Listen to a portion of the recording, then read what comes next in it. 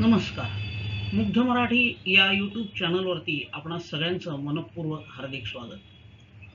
गेली 3 दिवस आपण नवरात्रीची विविध रूप पाहत आहोत, नात्यांची विविध रूप पाहत आहोत. आज आणखीन एक पाऊल पुढे टाकणार आहोत.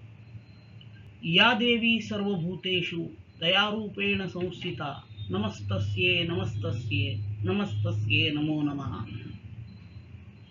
एक वेगळं नातं, अत्यंत जवळचं, आपल्या मनात. कधी भांडते, कधी रुसते, तरीही न सांगता प्रत्येक गोष्ट तिला समजते. ती मायेचं साजूक तूप असतं, आईचं दुसरं रूप असतं. अगदी बरोबर. काळजीरूपी धाक असतो, प्रेमळतीची हाक असते. कधी बचावाची ढाल तर कधी मायेची उपदार शाल असते. आपलं भरलेलं आभाळ रित करायला तिची ओंजळ कायम पुढे असते. जागा जननीची भरून काढाया देवाने निर्मिले आई, आई नंतर असते.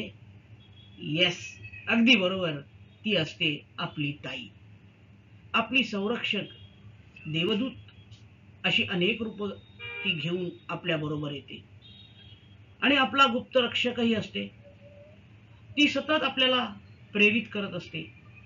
तिचं असणं हे सर्व वेळ बॅकअप घेण्यासारखं असतं. जिच्याशी जितकं भांडता येतं तितकंच तिच्यावर प्रेमाने हक्क गाजवता येतो. ती मोठी असेल तर वडिलांप्रमाणे आधार देते आणि आईप्रमाणे जीवापाड प्रेमही करते. आईनंतर शेवटच्या श्वासापर्यंत निस्वार्थी प्रेम करणारी ती आपली ताई असते.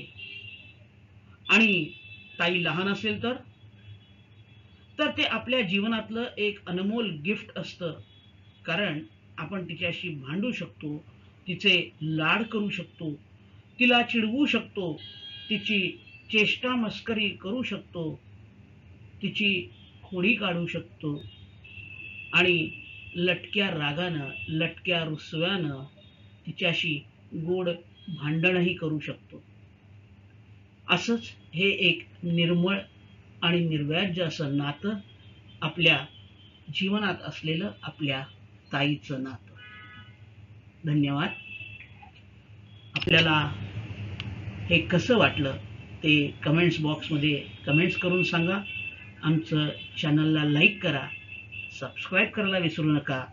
धन्यवाद.